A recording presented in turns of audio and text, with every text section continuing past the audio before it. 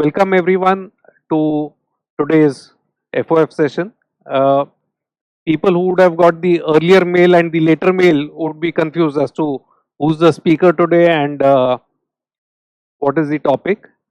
So, Ronak was to present earlier and the topic was different. Unfortunately, he couldn't make it today. So, hopefully, he'll be there at the next session and he'll take the topic which was to happen today.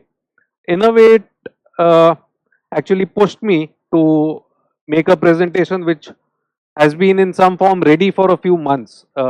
It's just that each time uh, I would think about presenting on this topic, that one would feel, oh, there's one more book to read, or there's one more documentary to watch, or this further information to collect, and things like that. And I had been procrastinating on this. So that is over, and here we are.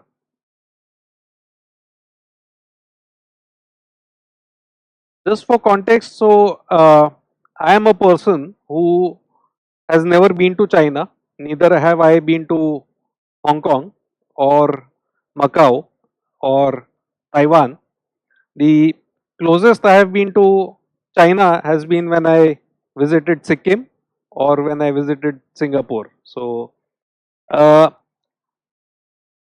for people in India, China has been somewhat of a blind spot. So, given the long period of British rule, familiarity with English language, our media consumption, where we are aware of what New York Times is saying or what gets printed in the Wall Street Journal or Financial Times, we are well aware of uh, American companies, American economy, European companies and economy, political situation in those places.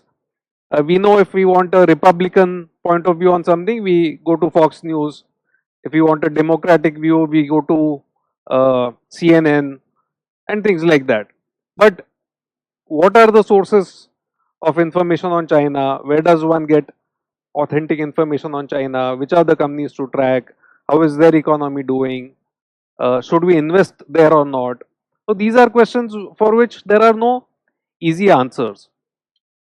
Uh, I've been meaning to cover this space for a long time, and as I'll show as we go along, it's not that we haven't been making attempts or we have not been tracking that country or the economy.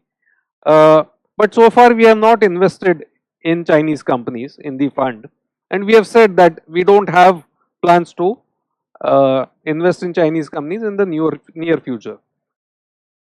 That does not mean we don't track the country or the companies over there, and I'll get into the reasons for that in a bit. That's the title of the topic today. Whether you love China or you hate China, you cannot ignore China. Uh, During the presentation, maybe at some places, the audience may find me a bit critical about either the company or the system. Uh, it's not to say that India is perfect or US is perfect or Western Europe is perfect, far from it. So, uh, if you have one Luckin Coffee fraud in China, it doesn't mean that in India there are no frauds. In India, we have had uh, our own share of Satyams and Nirav Modis. US has had its Enron and other fraudulent companies. So it's not meant to pick on China. It's just that when we are looking at a country and at a system, we need to compare it with others for a reference point. And as far as it's broadly in the range, it's fine. But if in some cases something is an outlier, then we need to call that out, and we will be looking at that. It's not to pass any value judgment whatsoever. Why do we need to cover the country at all? So, most of these things would be familiar to people in the audience, and unless you have been living under a rock for the past 3 or 4 decades, you would be familiar with this. It's a very large country in terms of population, the number one country. Land mass is quite huge, uh, at number 3. Largest army, they have huge foreign exchange reserves. Currently, based uh, on its GDP measured in dollar terms, it's the second ranking country in the world behind US. In PPP terms or purchasing power parity terms, it's already the number one economy. And even in dollar terms, it's a matter of a few years when it will become number one, looking at the growth rates that are there in the economy. So from any parameter you look at, it's a country which cannot be ignored and which has a huge impact not just within its own borders, but also globally. Again, this number is something which is quite surprising. Close to $250 billion worth of spend is done by Chinese on foreign tourism alone. This is in normal times. Of course, in the COVID year, this number would not hold true. But otherwise, uh, if you have been to North America or Western Europe or anywhere abroad, you will see these uh, tour guides with these long antennas or umbrellas on which there are these colored flags and a horde of Chinese people following them when you go sightseeing. So they are big on tourism and they have been traveling the world. Also, they have quite a few billionaires and millionaires, again at number two globally. There is a list of commodities listed on the screen, and the quiz question is what is common between all these commodities? The answer is that China accounts for more than 50% of the demand in all of these. So, for anyone remotely connected with the commodity space, what is happening in China overshadows a lot of other factors. So, what is happening to China demand, what is happening to China supply, many times is the biggest factor in some of the commodity cycles and prices that are there globally.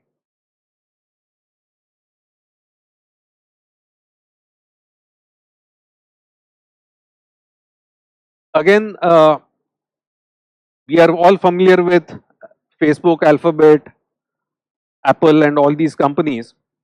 But if you have been tracking the cell phone market in India, most of the leading brands today in India are of Chinese origin. So, uh, Xiaomi and Oppo and Vivo and all these are Chinese companies. So, uh, Baidu is the search engine in China, Alibaba is the e-commerce player, Tencent is has something called a super app which does various things including payments and gaming and those kind of things. Xiaomi, as I mentioned, leading consumer electronics company, does all sorts of things, cell phones, television sets, uh, home cleaning robots, fitness trackers, all sorts of things. BYD is the company where Berkshire was a famous investor.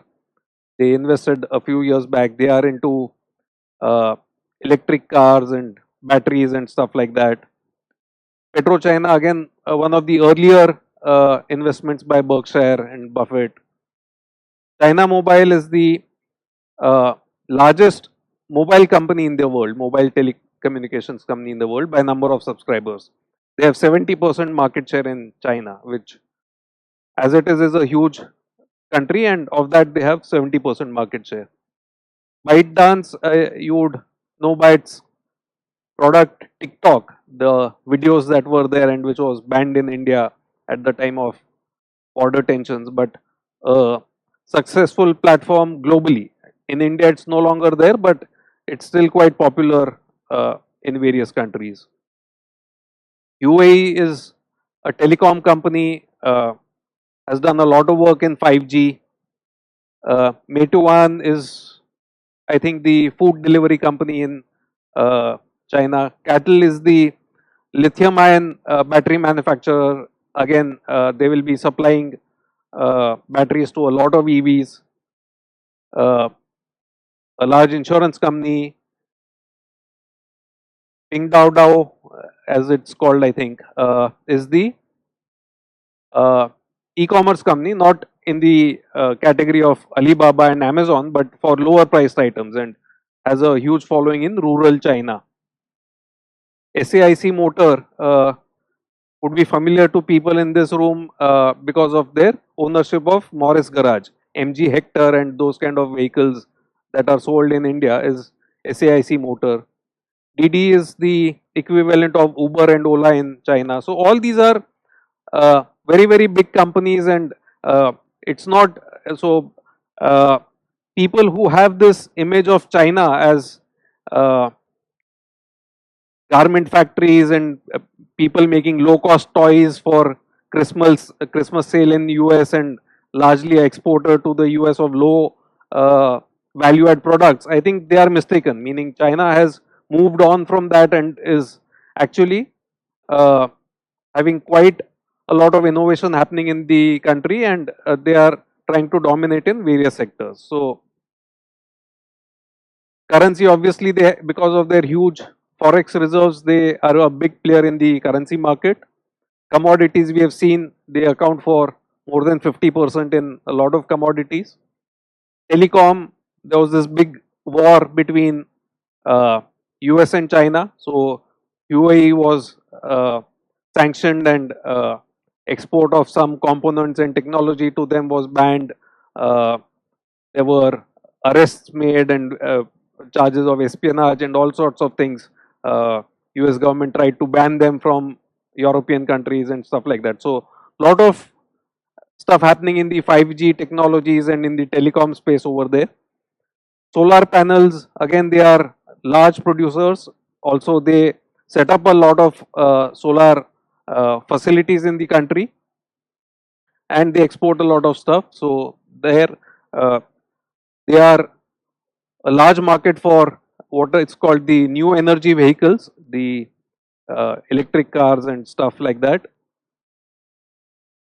Electronics, we have already seen. So a lot of manufacturing or assembly happens in China, and they have their own brands now. So earlier they were known for assembling iPhones in China, but now with Xiaomi and various other companies, they have their own brands, and sometimes they innovate. For example, the dual SIM phones, Apple came out with dual SIM phones much later. The lead was with the Chinese companies in that feature. Again, dual apps. So if you have two SIMs, you can have two WhatsApp accounts or two Amazon accounts on the same phone. So some of these things they have been innovating. It's not just that they are copying the West or infringing on IP and being copycats. A lot of things they have actually been the first ones to bring to the market.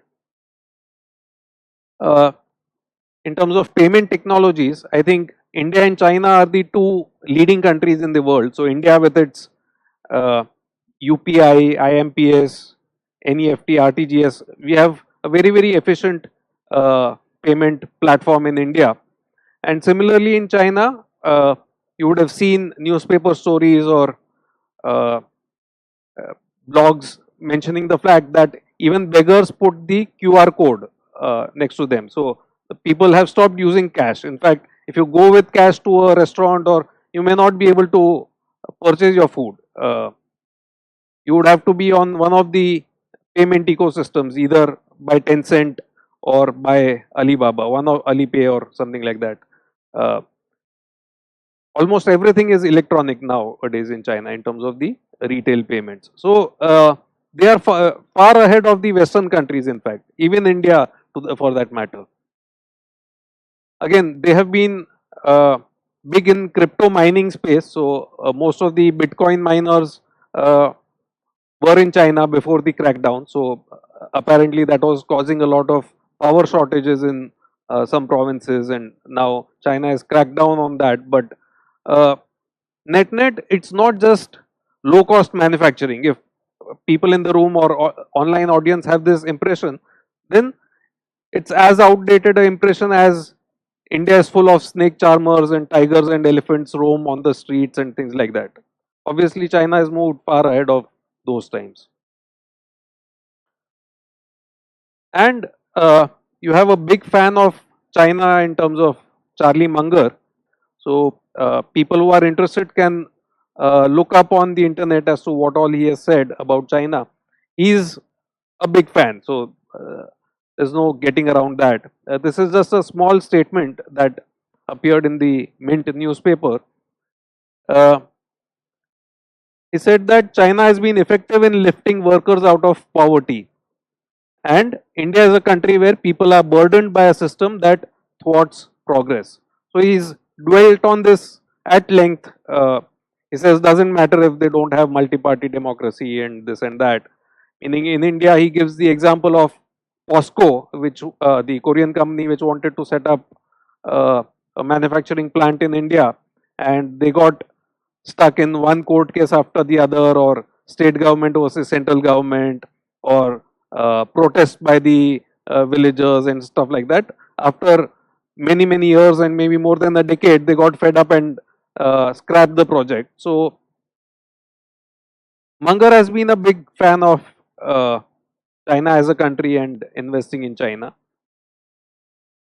And we keep getting asked this question: if you invest in Facebook, Apple, Amazon, Netflix, Google, FANG companies, why don't you invest in Baidu, Alibaba, Tencent? Because those are equivalent, not exactly like for like, but similar companies in China. So this is a question we keep getting asked quite frequently.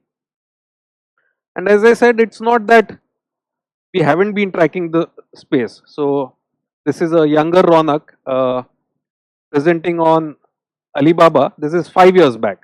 This is not uh, something which is of a recent vintage. It's not that we haven't been tracking the space.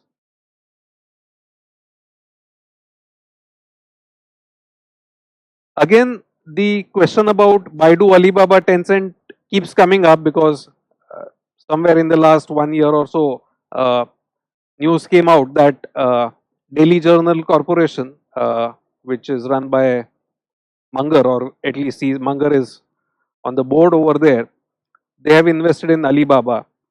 And after the fall in share prices of all these tech companies in China because of some regulatory changes, apparently they have bought more in Alibaba. So we keep getting asked, if Munger is buying over there, does it make uh, sense investing there? And again, recently we have been seeing various China focused funds being launched in India and stuff like that. Uh, this is a person we'll keep coming back to frequently during this presentation. This is Li Lu,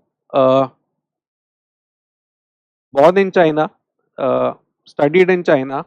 He was among the top 7 or 8 student leaders who were protesting against the government in '89 in the Tiananmen Square protests. And then there was a army crackdown, and Li Lu had to escape to the US. He fled the country. Uh, he studied at Columbia University, uh, came to know Buffett and Munger. He's been very close to Munger. He is the only outside money manager who manages money for Munger's family personally. Uh, at one point in time, it was almost a certainty that after Buffett, Li Lu would be the investment manager for Berkshire Hathaway. Uh, Before the two deputies came in, earlier Li Lu was considered to be the front runner. Then he ruled himself out. He said, "I'm not keen on this position," and he runs a investment company. So a smart guy, someone who studied at Columbia, great friends with Munger and Buffett. He was the person who got Berkshire to invest in BYD early days. So what better person to have than Li Lu to guide us on investing in China? So if Li Lu is buying Alibaba, if Munger is buying Alibaba, anyone who believes in the concept of cloning, where you copy smart investors, it's a very easy decision. These guys are buying stocks in China and especially Alibaba, just go and buy. No questions to be asked. Again, after this, if you want to do some basic check on the financials, the companies look absolutely great in terms of top line metrics. So this is from a app called Koifin. Price earning of less than 25 on last 12 months. Forward PE 16 and a half, 17, meaning what is not there to like about Baidu. Alibaba trailing 12 months PE sub 20. Forward 15 times. Tencent 21 times. Forward they are saying earnings may drop, but still around 27 times. So if you are just looking at some basic financial parameters, scalable business, network effects, yeah, good ROE, they have captive customers, dominant players, smart people buying, all the ingredients seem to be there for investing here.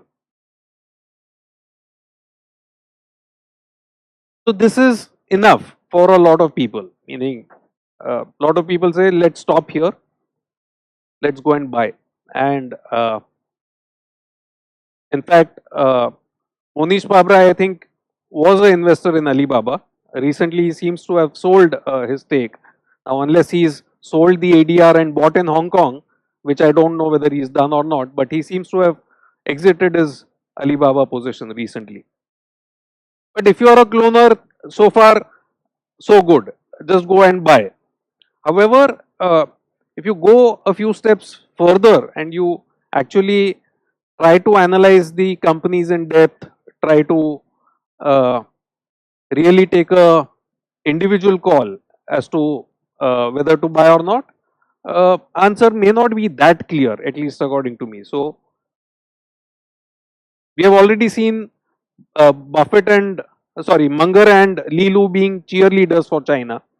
You can read up more about them, but there are other people as well who have a different opinion, and they are also smart people, and in that camp also there are people who understand China in great depth. So the person on extreme left is a person called Bill Browder. He had some terrible experiences investing in Russia. So he wrote about those experiences in a book. I think Red Notice is the book, not to be confused with the Netflix movie, same title, but that was the book. And recently he's helped the man on extreme right, Desmond Shum, publish another book, this time on China, called Red Roulette. This person, Desmond Shum, you can equate to Li Lu in some sense, not like for like, but again someone who's born in China, who can speak Mandarin, who has done business in China. His ex-wife, this lady in the picture, was the richest woman in China and self-made by creating businesses in China.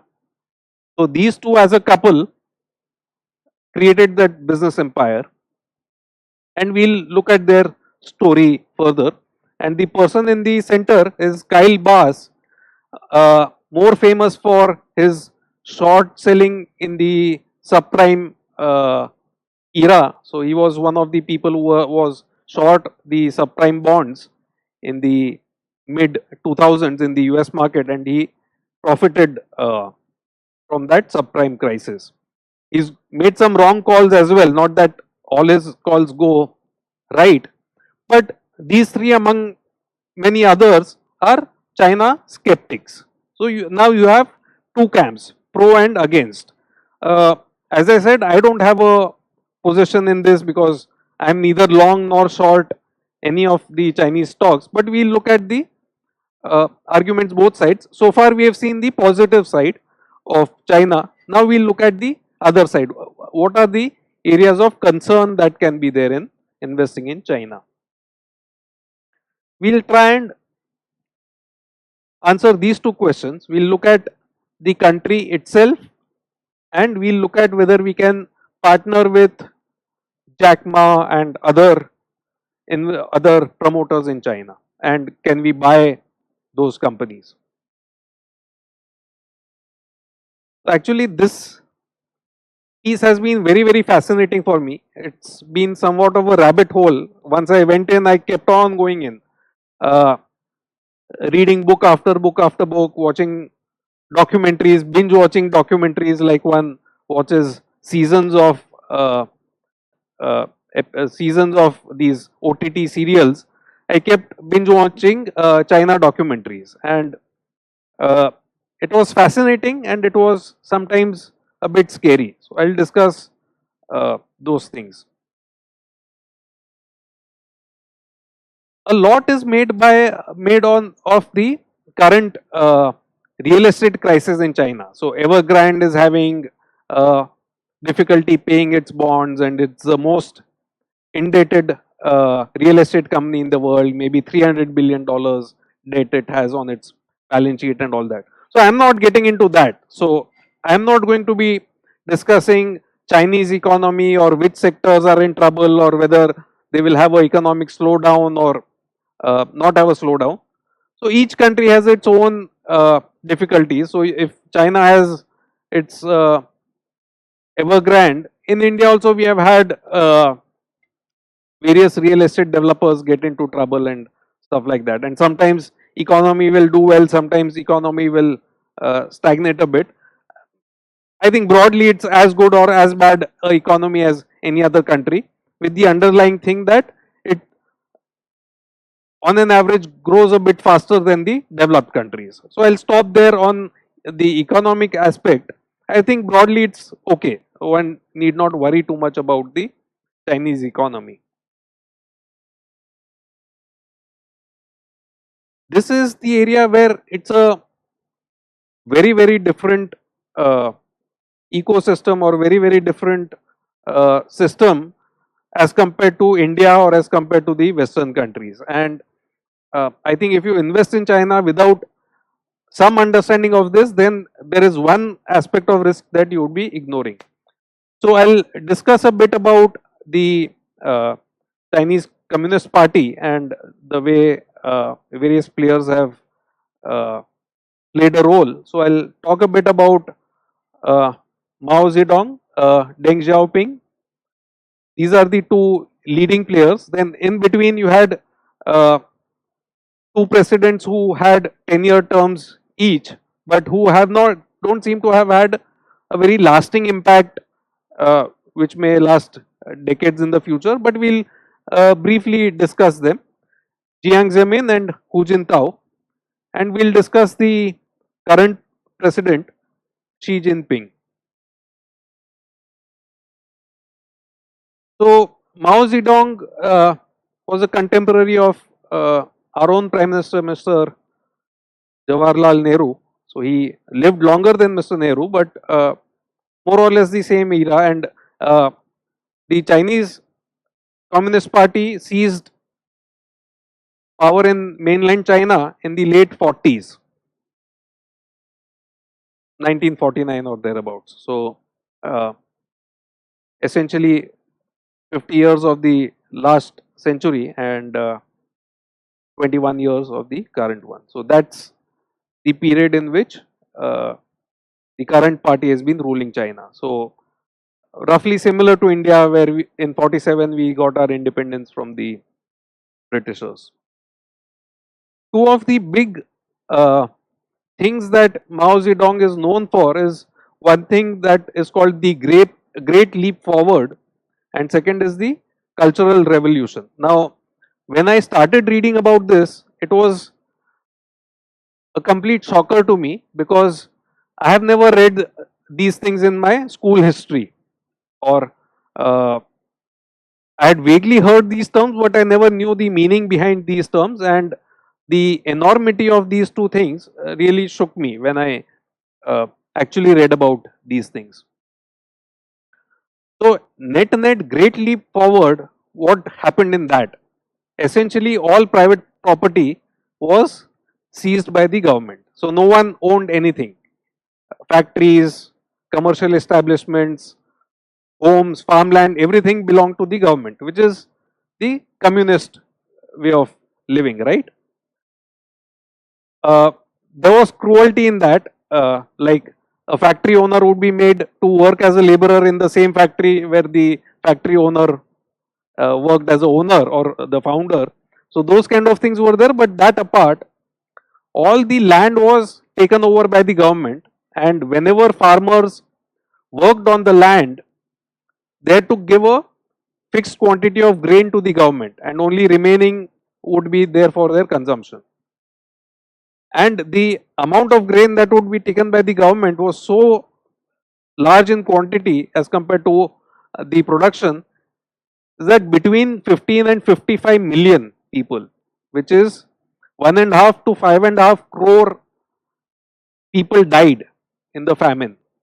This is in the 1960s, and we don't hear much about it. And this was entirely man-made, uh, meaning because of the policies, nothing else. It was not that climate changed very dramatically or things like that. And the cultural revolution was a intra-party fight, meaning one faction of the Communist Party fighting against another faction of the Communist Party using all sorts of weapons, including people started taking naval vessels and even tanks and stuff like that. So all kinds of stories one gets to hear. Here, around 2 crore people died, people fighting among each other. So when you put the Great Leap Forward and this put together, in terms of scale, it probably is equal to, or maybe if you go with the higher end of the estimate, it may be more than the European Holocaust, where Jewish people were killed. And one doesn't hear too much about this in popular discourse, and I was not aware of this.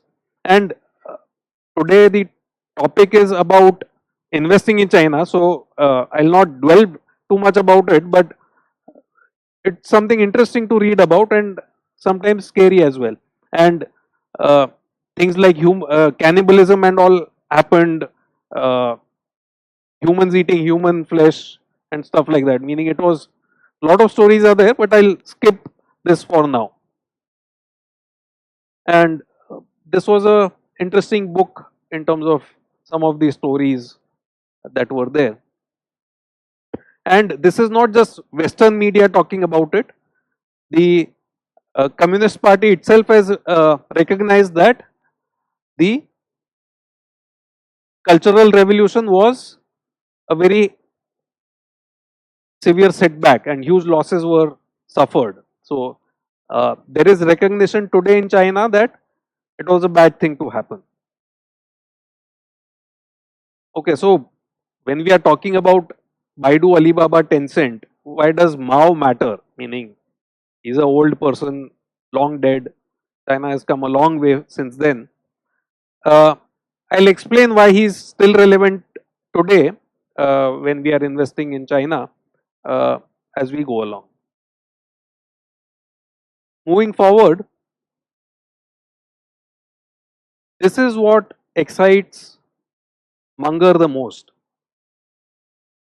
The person on left, this is Lee Kuan Yew, the uh, founding Prime Minister of Singapore, who really took the country from a third world country to a developed country in his own lifespan. So he's also written a book on this subject and various other books. So very pragmatic leader, again did not have multi-party democracy, so there is some element of authoritarianism in Singapore, but somewhat of a benevolent guy and who really did well for Singapore. So If one listens to Munger, the person on right is Deng Xiaoping, who succeeded Mao in China and who really took the lessons from Lee Kuan Yew. And he famously said, it does not matter whether the cat is black or white as long as it catches mice. So he said, don't worry too much about labels. This is communism, this is socialism, this is capitalism.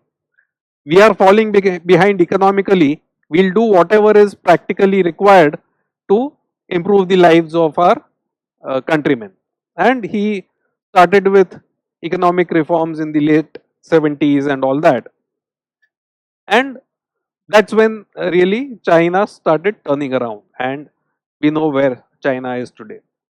So one way to think about China is forget about Mao, that is distant history. Look at this person, Deng Xiaoping, and his legacy, and what China is today. So let's talk about Deng Xiaoping. So this is the protest where Li Lu was part of, and where thousands of people were killed by their own military. It was equivalent to a Jallianwala Bagh massacre, but instead of Britishers killing Indians, it was Chinese killing Chinese. So this was under Deng Xiaoping.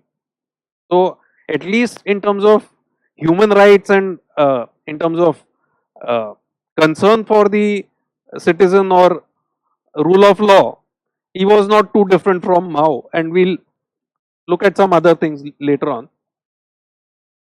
And today we come to this person, Xi Jinping.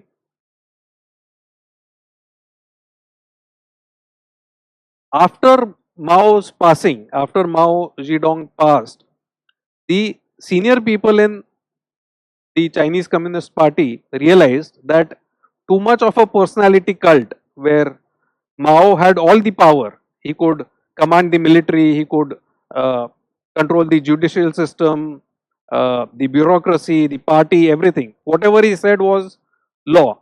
And such kind of extreme power in one person is not advisable. So then you had Deng Xiaoping coming in. He said, I will smoothly hand over power to my successor, which was Jiang Zemin. Jiang Zemin will hand over power to Hu Jintao. Hu Jintao will hand over power to his successor. So they try to modernize a bit. And the whole narrative in the West started changing, that China has allowed private enterprise, China is passing power from one leader to the other, although they may not be multi party democracy or the general population may not have voting rights, but at least within the Communist Party, there is some sort of meritocracy and transfer of power. But with the current president, uh, there seems to be going back or regression. So earlier there was this informally 10-year limit where each president would be in power for 10 years and then give power to the successor. So that has been removed, and again, like Mao Zedong, Xi Jinping has accumulated all the power under one person. So that is a big change from that era. And uh, in between, there was a feeling that gradually rule of law is coming in, recognition for private enterprises coming in, and gradually, and again in between, there was this transition of Hong Kong from a British territory to the Chinese territory.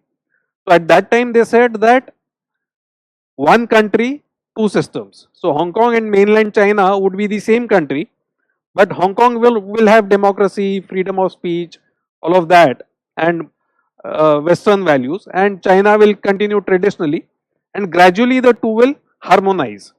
So expectation was that mainland China will gradually start looking more like Hong Kong, but in reality, what is happening is Hong Kong is increasingly going to the Chinese system, where one by one the freedoms are getting curtailed. and there is belligerence with various countries. So China-India tensions are well known, but they've been fighting with Japan, Taiwan, Australia, Vietnam, Indonesia, and various others. So this is just a small list of countries that they are fighting with, and the map that they have drawn on their territorial claims in South China Sea is from China. It just goes down and then comes in a big U. Uh, if we were to follow that system, then everything which is in Indian Ocean would belong to India. Just because it's called South China Sea, they virtually claim everything in South China Sea, and there are big disputes going on. And worry is that some of those could turn into flashpoints in terms of escalating and a war-like situation.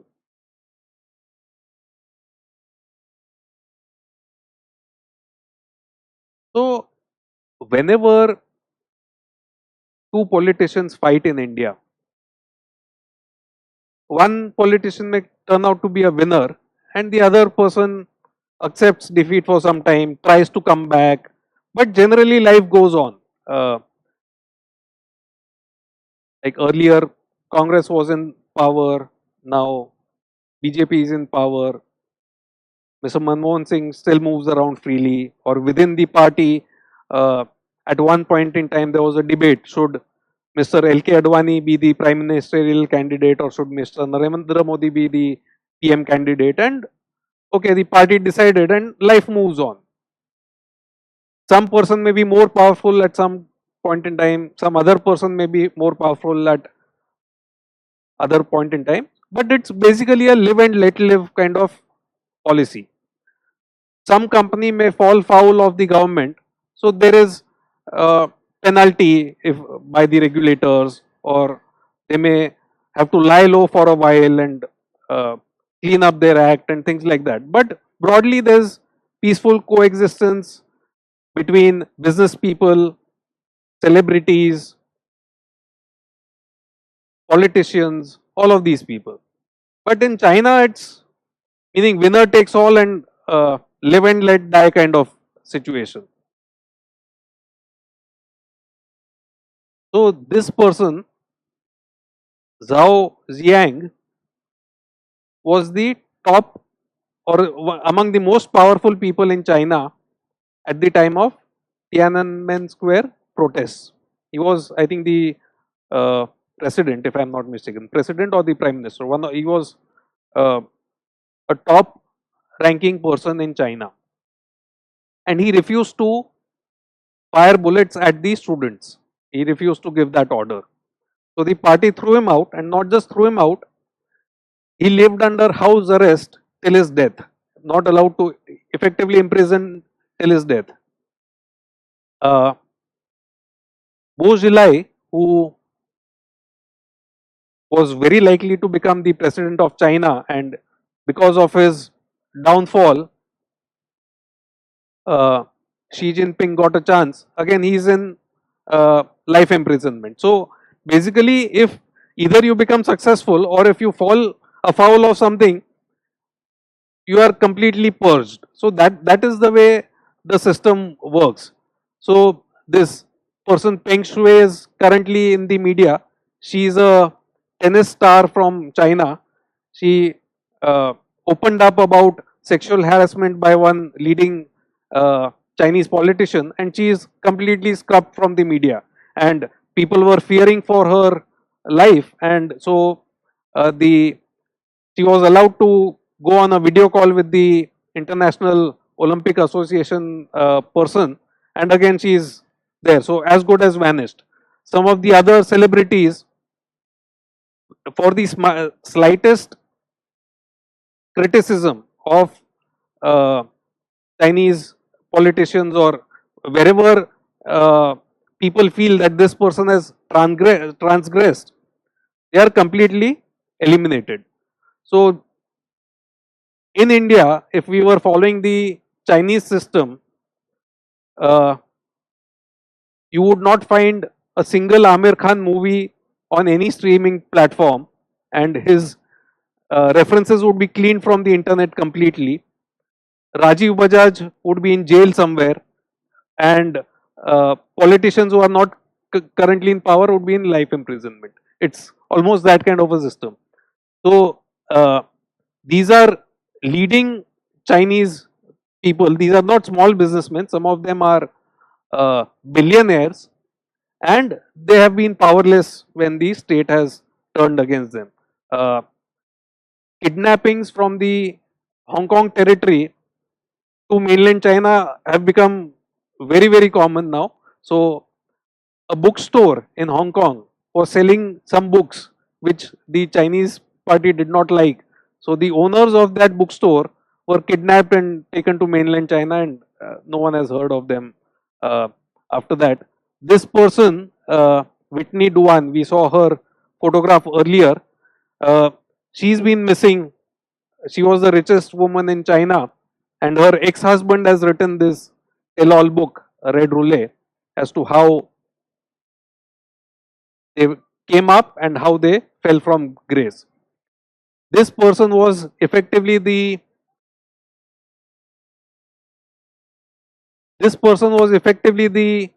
Benami partner of the Chinese Prime Minister, earlier Chinese Prime Minister Wen Jiabao.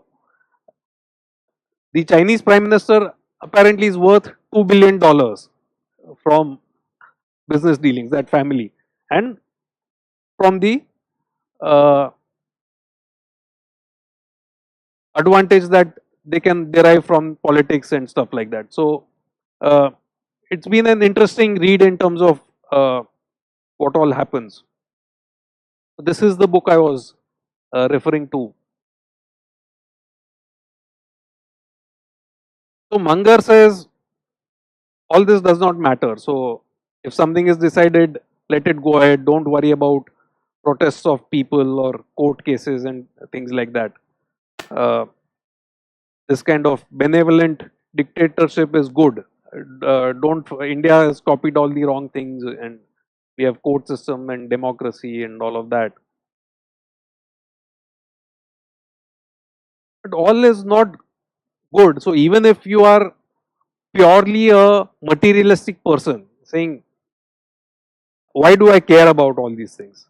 Can I buy Alibaba stock today and make money? Can I buy Baidu today and make money? Finally, that's what we are trying to do. All this that I've discussed has implications for making money as well. So we'll see that as we go along. This is the question, right? How does all this matter? Can we make money investing in China?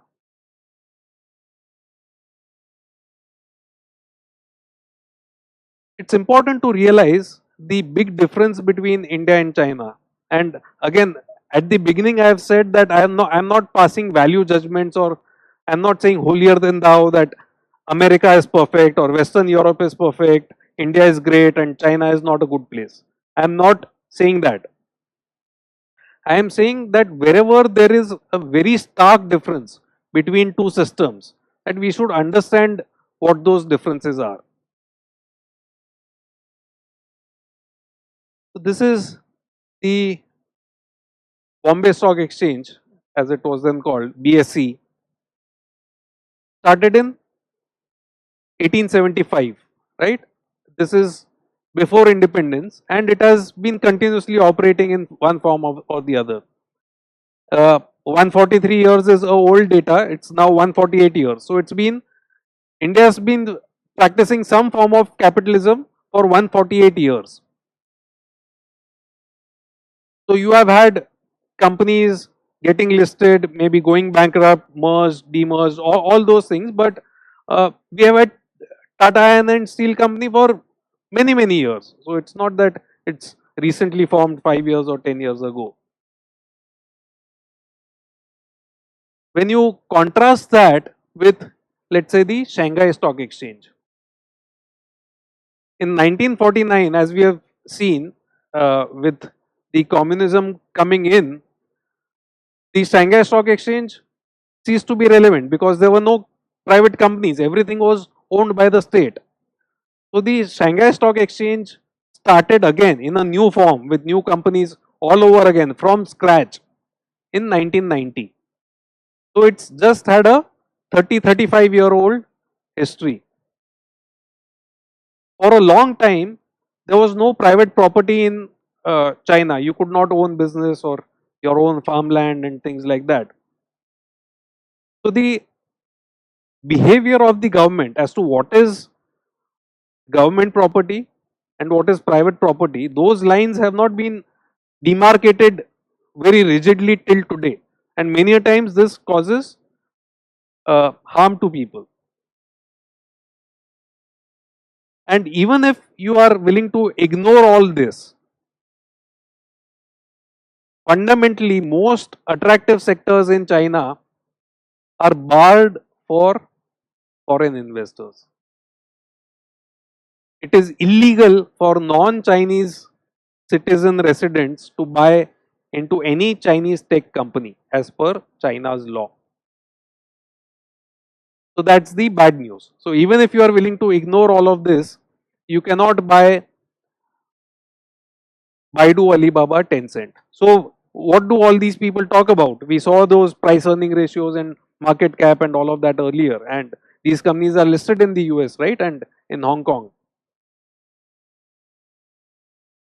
What you can buy as an Indian person or as a foreign investor is you can buy a shell company, which is a company based in Cayman Islands or British Virgin Islands or some such tax haven. You can buy shares of that company. That company has no assets, no liabilities, no business operations. That company does only one thing. It in turn owns a shell company in China, 100% subsidiary in China, which again does nothing. It's just a shell company, a paper company. That Chinese shell company has an agreement with the actual Alibaba or with the actual Baidu or the actual Tencent saying, we have an economic interest in your company. In good faith, all the profits and all the things that you make belong to us. And they have signed that agreement. Is that agreement valid? It's illegal as per Chinese law. But Chinese companies want foreign capital, foreign investors are salivating at such a large market, and investment bankers are very happy if they get fees doing these IPOs and having foreign listings. So everyone turns a blind eye and goes on, life goes on. So people may say, oh, this is just academic, meaning you are too paranoid, you worry too much. This is the way things operate in China, and so many hundreds of billions of dollars have been invested and market cap is so large. All of these are theoretical risks. Nothing is going to happen, just go and buy. Let's look at actually what has happened, not in theory, but actually what has happened. So this is again, don't worry too much about the image, maybe it's not very clear to people and you may not be able to read it. The top section which I am highlighting, the top half is the shell companies in tax havens. This row, second from the last, that row is shell companies in China, and the bottom row is actually the Chinese operating companies, and the arrows that go between the last row and the second last row are the contracts. There's no ownership or legal obligation. There are just contracts or informal signatures on a piece of paper saying economic interest belongs to this shell company. This is from the SEC filing of Alibaba. So this is in the 20F filing of Alibaba with SEC. So I said that this risk is not just theoretical, it's actual. Let's look at what happened in 2011. In 2011, Yahoo owned 43% of Alibaba via this VIE structure. So Yahoo owned a shell company in Cayman Islands or BVI. That shell company owned a shell company in China. that Chinese shell company had a contract, VIE contract with the actual Alibaba. At that time, Alibaba was the owner of Alipay. Alipay was demerged from Alibaba without even informing Yahoo, which is the 43% owner of that VIE. Yahoo did not come to know about this for almost a year or year and a half, saying they were thinking that we own Alipay. Finally, Jack Ma and all said, sorry, that is not part of this company anymore. Why did you spin it off? Oh, under the regulation, we would not have got this license or that license, or we felt that it would be better to have it as a separate company. That Alipay was going to come out with the IPO at a valuation of $350 billion. There was a dispute between Yahoo and Alibaba. Mind you, Yahoo owns 43% of Alibaba. Spin-off happened without their knowledge. How much was Alibaba, how much was Yahoo offered as settlement for that 43%? Any guesses? Between 2 and $6 billion. Take it, this is, and that's the amount at which they had to settle. What can Yahoo do? Go to China and sue Alibaba? It's illegal. You can't even invest in Alibaba. Look at our law. Do you own Alibaba China? No, there is some VIE contract, some vague contract. The equivalent of this would be if we as shareholders in Amazon suddenly find out after a year or so saying that Amazon actually does not own AWS. That is owned by Jeff Bezos in his personal capacity. It's something like that. This has actually happened, and this is Alibaba. This is not some vague Luckin Coffee or some other company. This is Alibaba of the BAT fame, and it's actually happened. Now people will say 10 years back, long period, but the same people are around. So, and in terms of the story of Alibaba is Jack Ma was taking tourists around and learned to speak English by interacting with tourists. He's a school teacher, had this vision that internet will be everything, founded Alibaba and then made it big, and the rag to riches story which is told n number of times. What is not known is that the early funding of Alibaba came from what are called princelings in Alibaba. So these are offsprings of Chinese politicians and who invest in these companies, and their patronage makes it easy for you to get licenses and to do business your way and all of that. At the beginning, Alibaba and eBay had a big fight in terms of trying to get market share. They were big rivals. eBay had PayPal and Alibaba had Alipay. PayPal was made illegal in China. So the buyer and seller will not trust each other, and eBay could not actually guarantee payments to the seller and guarantee quality product to the buyer. So they gradually withered away, and Alibaba was the survivor. So various stories are there about this. Now, I am not saying everyone who's a crony capitalist in China succeeds. Obviously, it takes luck, it takes hard work, skill, plus political patronage to succeed. Political patronage is not the only factor, but it is one factor. You cannot ignore that factor. The downside to this is when the environment changes, or and within, from the outside it may seem like the Communist Party in China is a monolith.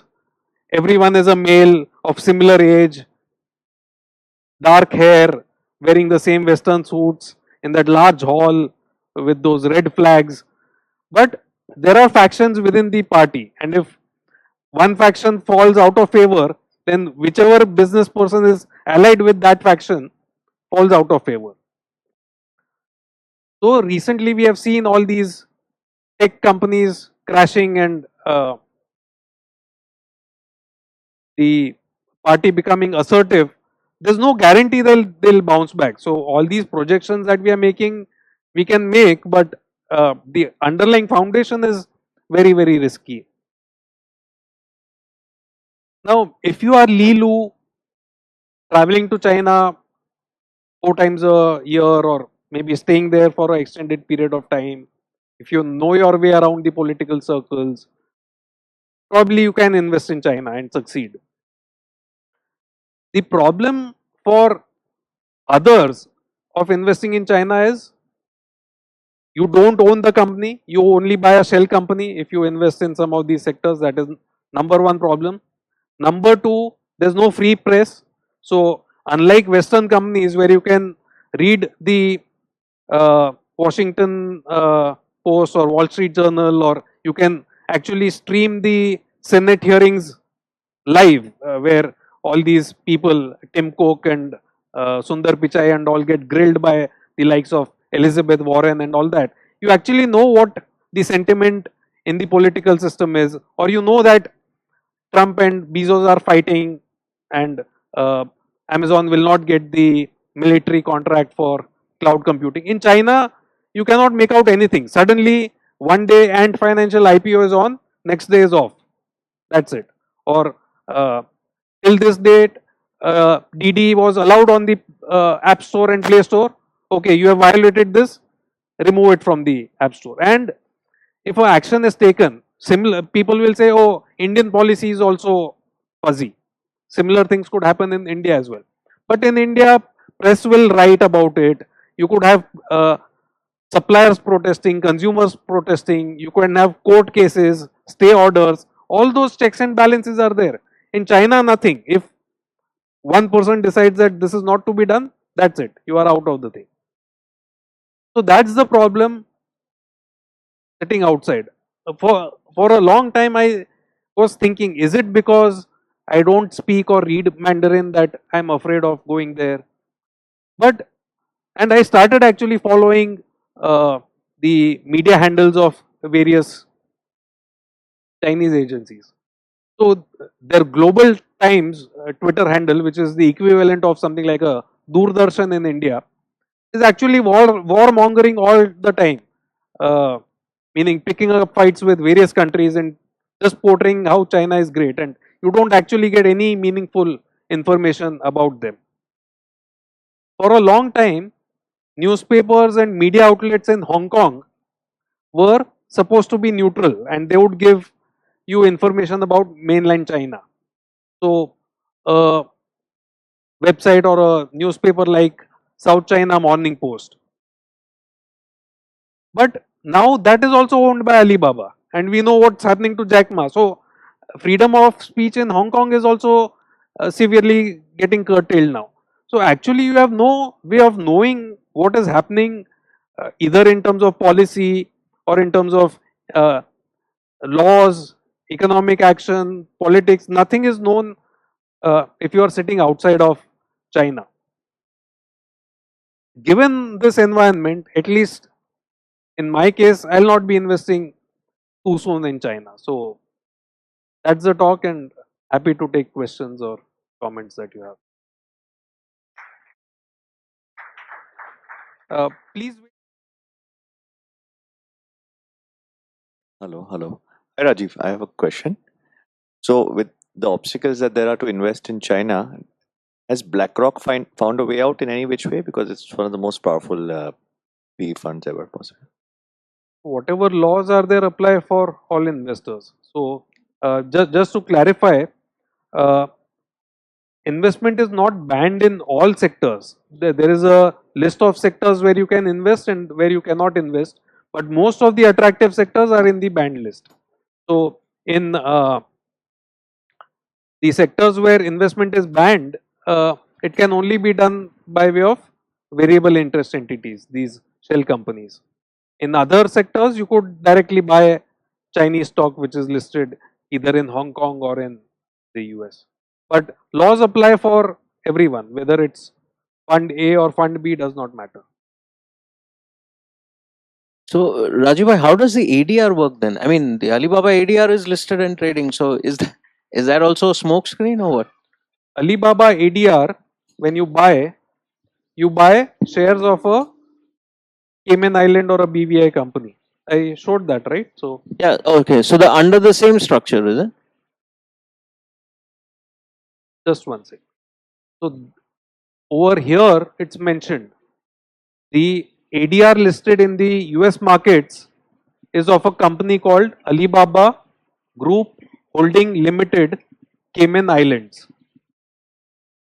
So when you are buying the ADR, you are buying shares indirectly in the Cayman Island company.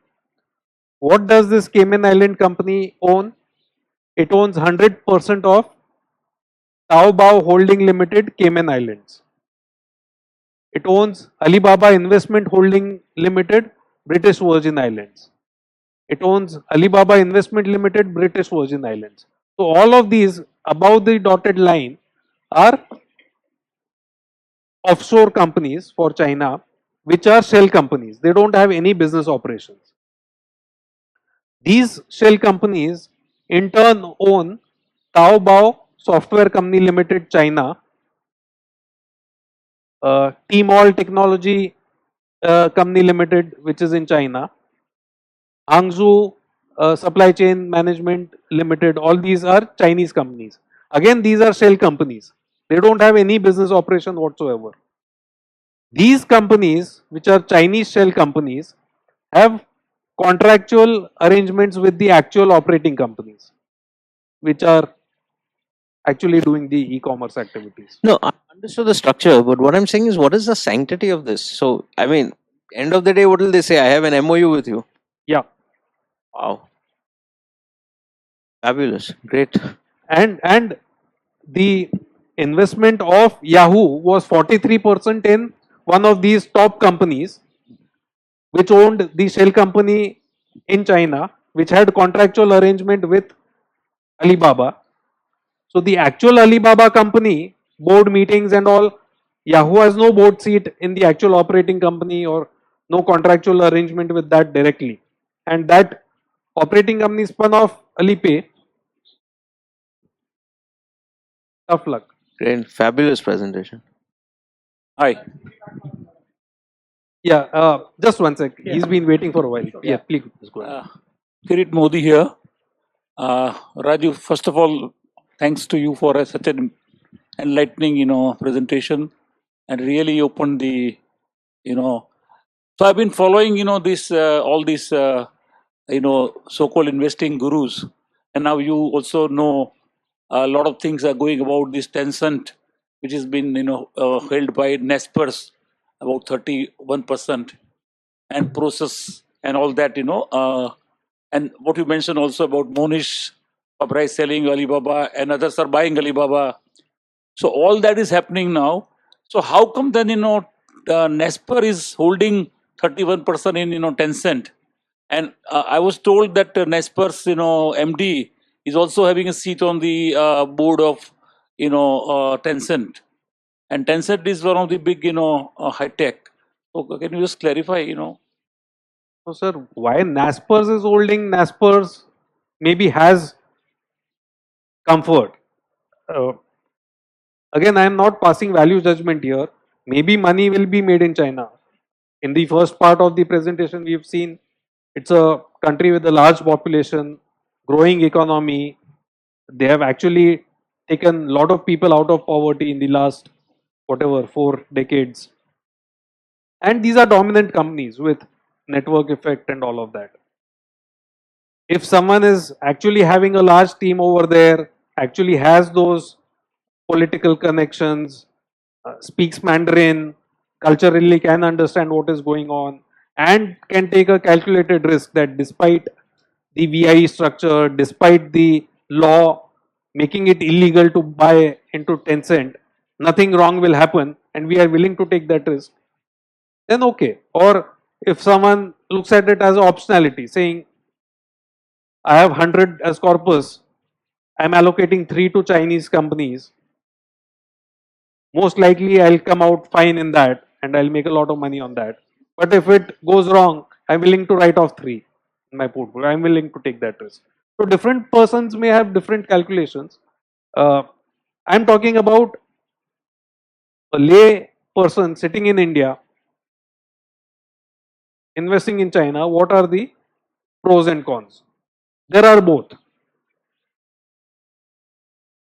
But even for whether it's Naspers, whether it's BlackRock, whether it's anybody else, if the law prohibits foreign investment in that, it applies to everyone, right? Tomorrow morning, if a court in China or the CCP says that this is illegal, doesn't matter who it is.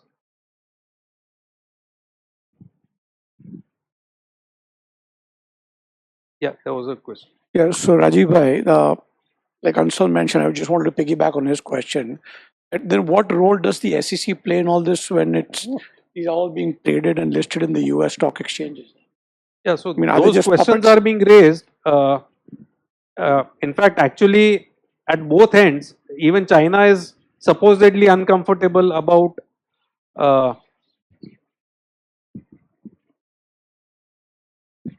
such structures being used, and SEC and US senators are also getting uncomfortable. But all of this is disclosed in the prospectus. Now, the role of SEC is to ensure full and fair disclosure. If after all this disclosure, if investors are willing to fund, yeah, a question can be asked: why does SEC allow it at all? They should outright ban it. Now, that's a policy question, but the fact of the matter is, currently all these tech companies are using the VIE route to list in US markets or Hong Kong markets. Yeah. So if someone is buying ADRs of HDFC Bank or ICICI Bank or Infosys on US markets, they own indirectly Indian shares, and yeah, they have all the direct contractual economic rights. Same way, when we buy shares of Alphabet or Amazon, we can actually vote on the resolutions. We may own a minuscule percentage and our vote may not matter ultimately, but we can vote on how much Sundar Pichai should get salary, or whether Apple should have more environment friendly practices, or whether Amazon should supply its technology to US military and all. We can propose resolutions, we can vote on existing resolutions, we can go to court and sue them. All those things are possible. Here, you can vote on a board resolution at best in Cayman Islands, or a shareholder resolution in Cayman Islands. That's it. So Rajiv bhai, it was enlightening. I am very happy that after the presentation, you said that at least we are not going to invest. But I have looked at the history also, and looking at the history, even if you are allowed to invest in China, the way the China is working, many people in India are fascinated.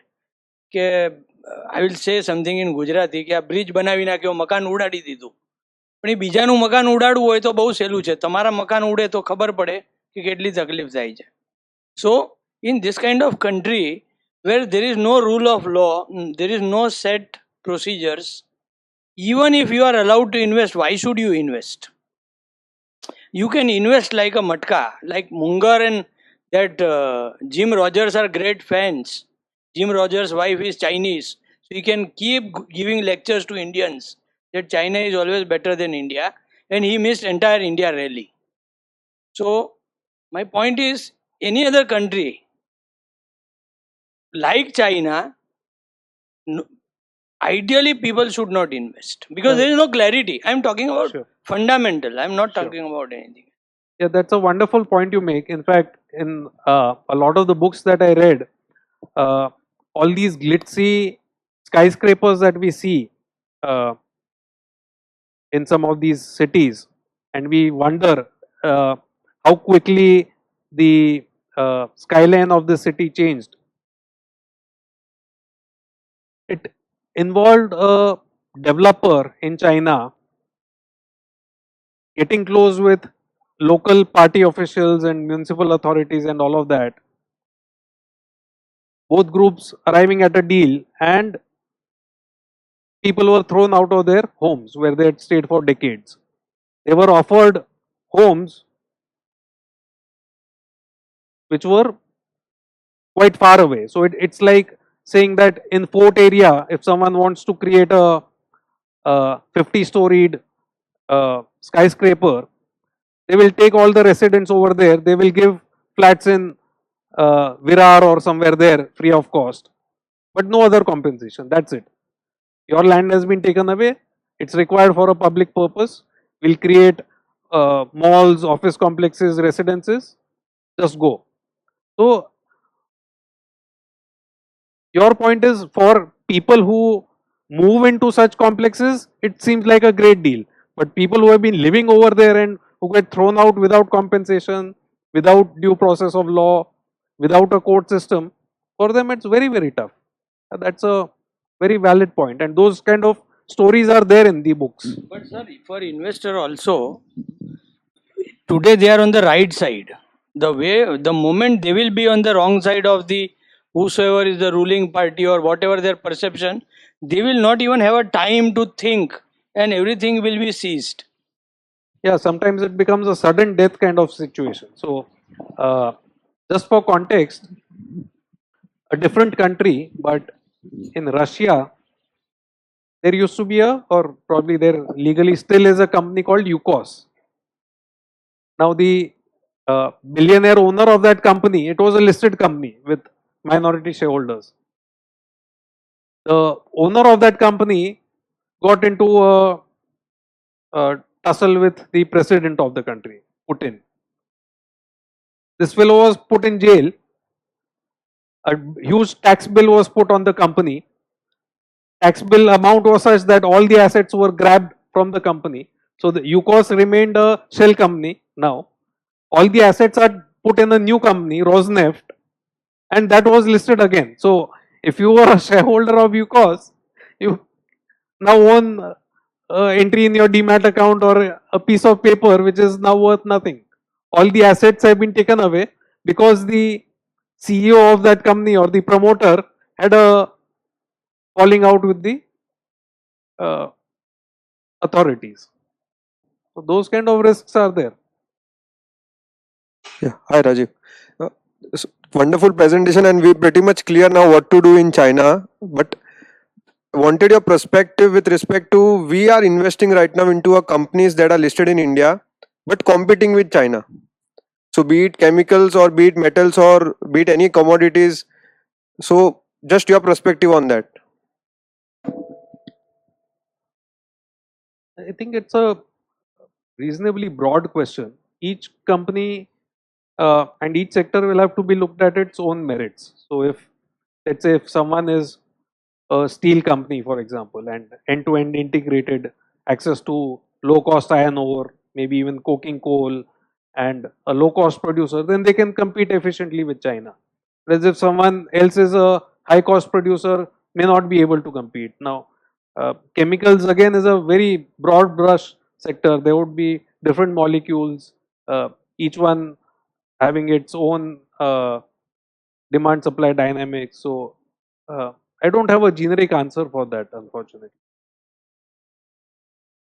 Yeah, I think someone on Zoom is wanting to ask a question. Please go ahead. I think the again a similar question was, I'll just repeat the question for the audience in the room and for the recording.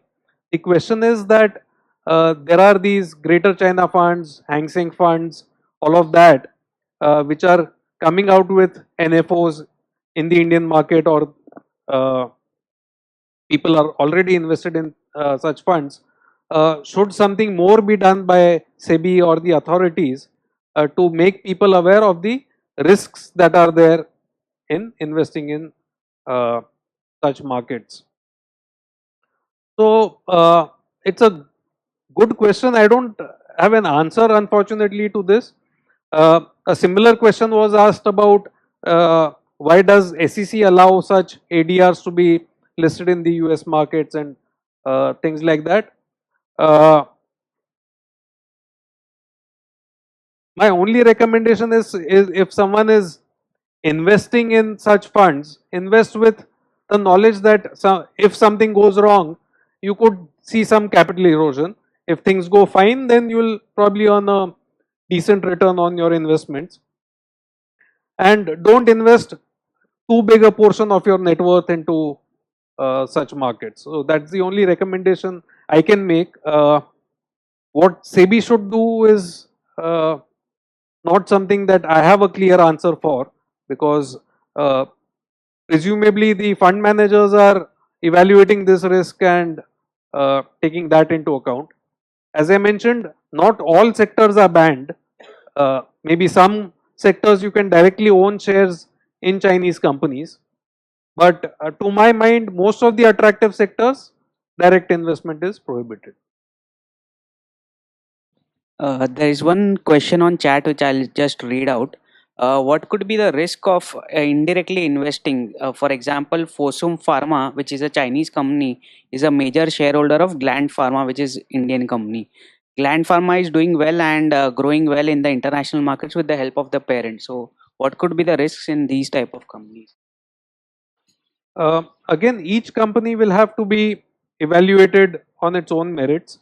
So, for example, one of the recently listed fintech companies in India, Paytm, had Chinese ownership for at least part of its shares. But as far as I know, it operates completely in India, uh, regulated by Indian authorities, and if ever there were to be a trade war with China or something like that, then the Chinese shareholders may have to uh, offload their stake, or the long-term strategic direction of the company may be affected to some extent. But otherwise, as long as the assets, the revenue, the costs are completely in India, the risk is not as high as investing in some of these variable interest entities. Uh, yeah, the promoter risk could be there to that extent, where if there were to be some action against Chinese ownership, then the long-term strategic direction of the company would be affected. I'll just give you an example. When the India-China border tensions were going on, we banned this app TikTok in India. Now, they had big growth plans for India, and all their employees were effectively jobless, or their Indian operations had to be shut down quite quickly. And again, a lot of the Chinese brands uh, operating in the electronic space or in the automobile space, for some time there was a call for boycott of Chinese products and all that. So for some time there was an adverse effect on demand. So you would have some of these small additional risks.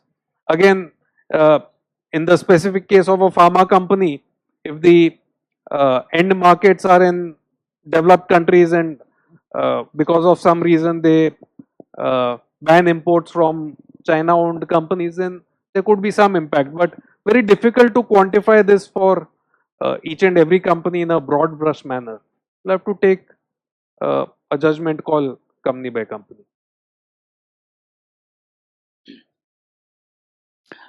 Thank you, Rajiv, for making such a good presentation. So well argued, well presented, and I congratulate you for taking a stance that you will not invest in such companies. So I have three observations. One is that apart from investing, what I've seen is that even in private investments, for example, if an MNC wants to invest in China, they have to partner with a state-owned enterprise, and there is a lot of hanky panky there, and they sometimes steal their IPs and create parallel companies which make similar products and basically steal technology, steal their IPs and crush them in China. So but still, because of greed of the big market and all, the MNCs have been going in the past to China to make some business, but I was working in a company where we had some bad experiences there. That's number one. Number two, um, in India, like I've seen that, for example, a friend operates, he has a small pharma company and he imports APIs from China. So the Chinese guys are so erratic. Within the same year, that API could be costing 2 lakh rupees a kg, or it could go up to 7 lakh rupees a kg for no rhyme or reason. So it can destroy your business if you don't play it carefully with them. So that is another aspect one has to be careful about. The third aspect is like in some industries, for example, solar panels, where I've worked extensively, the global market share of Chinese companies is upwards of 95%. And every country in the world is trying to lean towards solar uh, power, solar energy.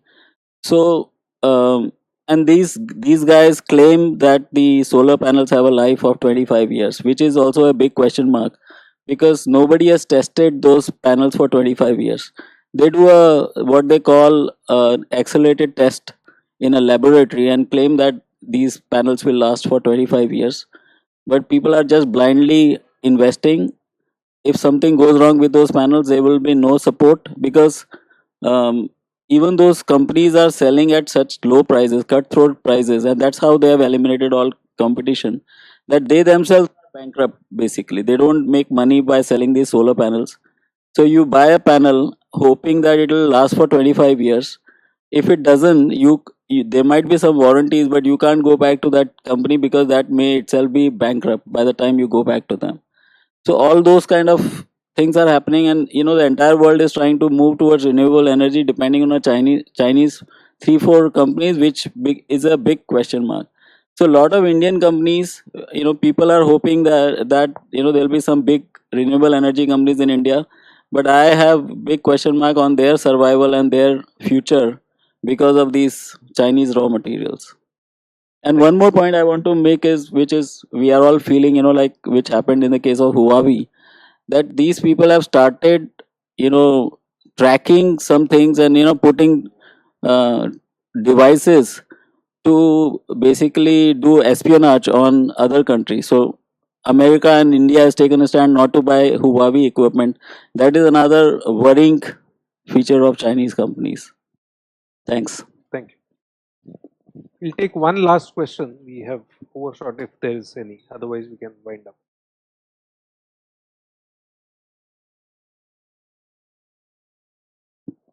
So, sir, Rajiv sir, my question is, should investors stay away from the companies, Indian listed companies or unlisted companies whose profits are majorly dependent on exports to China? Because as you said, in China, government is everything. So I wouldn't make that kind of a blanket statement. See, today we live in an interconnected world. A lot of supply chains are interlinked. We may be exporting iron ore, we may be importing APIs, or in electronics, some things may be assembled there and stuff like that. So supply chains are interlinked. I wouldn't recommend any blanket statements like this, but yeah, you should evaluate the risks and ensure that it's kept at a manageable level. Uh, for every company, it will be difficult to identify what proportion of their raw material dependencies on China, or what percentage of their sales goes there, or maybe a company supplier, maybe let's say Taiwanese, but that Taiwanese company in turn may be manufacturing something in China. So finding the end supplier sometimes becomes difficult. Don't make any blanket statements, but be aware of all these challenges that are. Thank you very much for participating. Hope to see you next time. Thanks. Not about this presentation, but I just want to say that the last week has been a very tough week for our fund management team. Rajiv had a loss in his family over the weekend. Raj is dealing with a medical emergency in his family for a week. Ronak was hospitalized on Monday.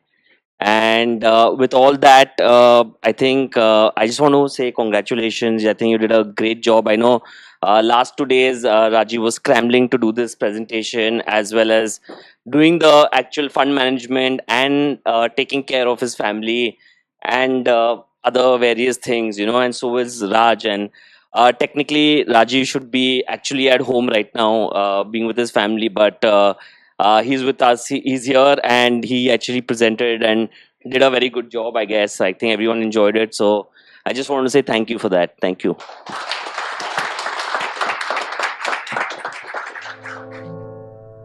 Whenever things got rough, I always remember what my father used to say. Running a business does test a man, my son. There are ups and downs, glorious highs, and sometimes a low that leaves you feeling defeated. The character of a man and the character of a business are not very different, are they? Yes. But when the chips are down, we must stand up, dust ourselves off, and motor on.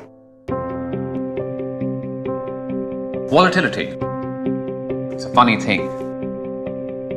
It makes you question yourself and wonder if you've made all the right decisions. Sure, you can question some of your decisions, but stay steadfast on your goals. Dad always said, there are no shortcuts and no quick profits. There are no free lunches, are there? There is only one right way.